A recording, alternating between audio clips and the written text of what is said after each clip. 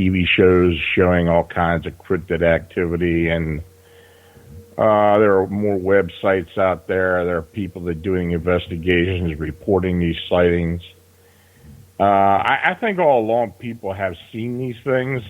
I just think now they're less fearful of being ridiculed and will come forward.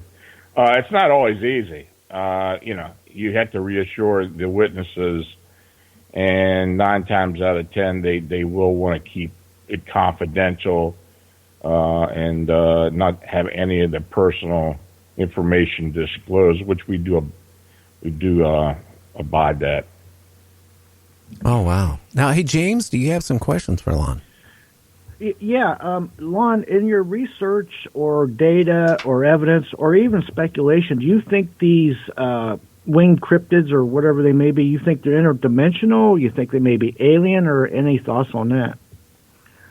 I think they're interdimensional. I think they're from another reality, maybe another dimension, parallel world of some type. We have had witnesses who have claimed to see these things suddenly disappear as they were flying, like they just went through an invisible doorway.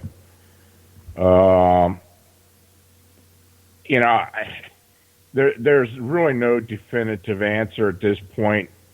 The only thing we can do is just keep collecting the evidence and putting it together to come up with what may be a rational explanation.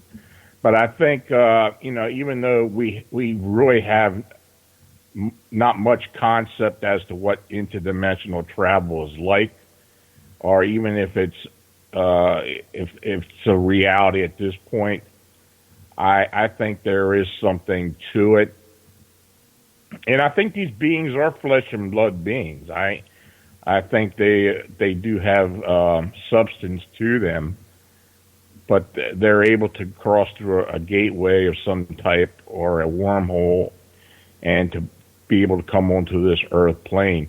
And I think that's also evident with many cryptids like Bigfoot and the upright canines, Dogman, and other beings. I think there's a strong possibility that in some or most areas where they're seeing that, this is the way that they do manifest. Now, we have talked to people in the past who have actually seen these type of cryptids around UFO activity, or maybe being in the presence of a humanoid-like being, be it what people would call an alien or possibly a hybrid or something else.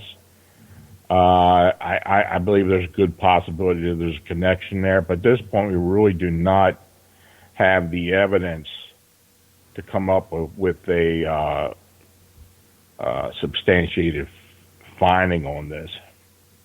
Yeah, I read all your reports every day. I don't even know how you get time to do 2 or 3 of them a day, write them. But the Rosemont area, it seems like that area has always got something coming up with reports.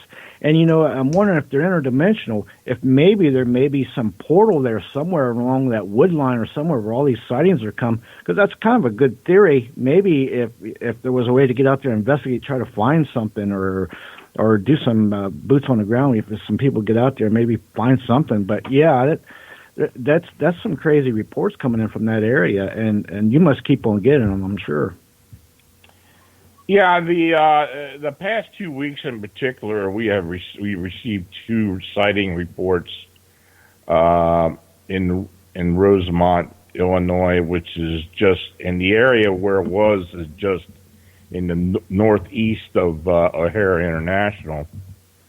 One was by an Uber driver, and the other was a sighting of a gentleman who was attending a wedding. He happened to go out for a smoke and saw this thing flying above him. Both were at nighttime. Now, the first one had the red eyes. The second one, there wasn't much as far as seeing anything like that, but the shape itself was huge and very similar to what we've been hearing. Now, we have received another sighting report in the past day or two, but it's something we're still investigating, and if we do get any definitive information on it, we will release it. But there have been other sightings as well north of Chicago in the Richmond area. There has been at least two sightings up there of some type of being. One of them was quite small but shaped the same way. Then the others were something that was the same size, very large with the red eyes. And this is something that has continued on. I mean, with the weather getting cold, we really thought, starting like in 2017, that the sightings would diminish during the cold weather. And 2017, it did seem that would be the case. But last winter, we were getting some reports of flying humanoids or winged humanoids in several areas, particularly in northern Illinois. And now we've been getting reports off and on in Indiana and Illinois and southern Wisconsin, and now this is starting to pick up again in the city. So, it's just a matter, we just got to wait and see what develops, and we'll go from there. Interesting. How about the black-eyed children? I've seen a lot of reports about those too. What's your thoughts on those? Are they alien? Are they shapeshifters? Or any thoughts or research? What's on those? A lot of people suggested that they may be alien. I really don't know what the circumstances are with those. We've been getting reports of black-eyed kids, black-eyed adults. For the past decade or so, and we're also getting reports of the white-eyed beings as well. I don't know if they are alien. I personally, I doubt it. I think there may be either some type of possession to some point, but we really don't have any evidence of that. The characteristics are, they do act like what people describe when they see hybrid aliens or such, or in contact with something like that. But the actions they do vary. A lot of times people say that they will come to the door and try to get in and ask for assistance or ask for a ride or things like that. They do seem to move quickly without either using people noticing they're walking or running or anything like that. Most of the sightings are at night, but there have been sightings during the day. Groups of them up to, I had a report in Pennsylvania of a group of 4 during the day in a state park, and occasionally you'll get something like that. But for the most part, it's usually 1 or 2 at nighttime, and it's just very disturbing to the people who witness it. Yeah, and often I've read some of the reports. It kind of seems like they work in tandem. Like one will try to distract you while the other's trying to do something. And to me, that has nefarious indications to it with some of these reports I see. But I've often wondered about them, and I'm just curious where that's going to go in that field, and what you think about that. Yeah, I mean, it's something I'd like to get more information on, but as far as classification of what they are, I just can't do that right now. They're just another of many bizarre humanoid-like beings that we just really don't know what they are. Well, hey, what is the most bizarre cryptic you can think of? Oh, I think the flying humanoid is overall is probably the most bizarre. I had an encounter years ago with something similar to that. It's something I've been investigating ever since then.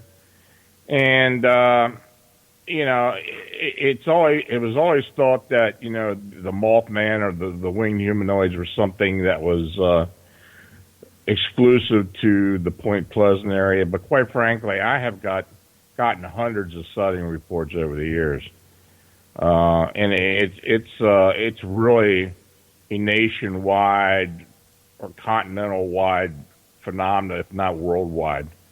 We don't seem to get as many reports worldwide, but there are some occasionally. Well, I got a funny feeling they're there. Now, I don't know if you ever listened to my show, but I had, in the early 2000s, an encounter with a Bigfoot up in the Canadian Rockies. And I tell you one thing, there's a new theory that's going around now that they're being tied up, well, with UFOs, or they're in the paranormal. They're really not a living creature. The whole field is like changing, at least on the Bigfoot side, and it's really getting confusing. But I can tell you, I was out in the middle of nowhere. We went to a Japanese internment camp, what was left of it from World War II. A friend of mine who was a medical doctor, he just got done doing his internship. He was opening a practice up here in Tacoma, Washington, or actually in Puyallup, Washington. And we decided, because my other passion besides radio has been taking pictures. And we wanted to go do pictures of like ghost towns, old cemeteries, creepy things like that. And we went into a hike about maybe 2.5 miles into the woods to find this old internment camp. That, let alone we had to get off the main road and drive as far as we could on a access road. It was almost non-existent. And my friend says, "Look at that giant bear across the creek." And I had my camera, hanging around my neck with a telephoto on it. So I'm going to take this picture of this bear. And about the same time I, raised the camera up to my eye, it sees us. And I realized this is not a bear. I don't know what it is, but it's like 500 to 600 pounds. It's like, 7 feet plus in height or whatever. And it came after us, and it chased us all the way back to the car. I myself, when I saw that, I didn't get any orbs. I didn't get any communications. I didn't get anything like, "Hey, Fred, I'm here to help you." It was like, "Hey, I was scared like you wouldn't believe. I went through Vietnam, and I thought that was bad. This was the scariest experience I ever had in my entire life." Yeah, it's something you don't forget. I mean, I had a Bigfoot encounter in '81 in Sykesville, Maryland, and it's something you don't forget. I believe that being I saw was flesh and blood, but you wonder over the years what really it was you saw. In my case, there were officials that were involved with it who were apparently chasing this thing, and I think it was really something that was flesh and blood. Now, as far as Bigfoot activity and what Bigfoot is, I think there are definitely areas where in the United States and Canada where they are indigenous. I mean, the Pacific Northwest in particular, from Northern California up into far as Alaska. I think those are indigenous beings there. Southern Florida, even up into the swamps of North Florida around the Gulf Coast into East Texas. I think there's indigenous beings there. Other parts of Canada, I think it's a possibility, but I do believe that most of the reported Bigfoot or Sasquatch in other parts of the country may very well be an interdimensional being. And I say that for the fact that they just suddenly seem to show up, they suddenly seem to disappear. There's no remnants of these things. You might see some hair once in a while, some scat or something, but they just don't seem to be in an area and stay there. Now, I have been involved with looking at certain areas. We're going to have to take a break for the radio stations. We'll be back in 3 minutes, so if you want to get yourself a cup of java or something, now's the time to do it. We'll be back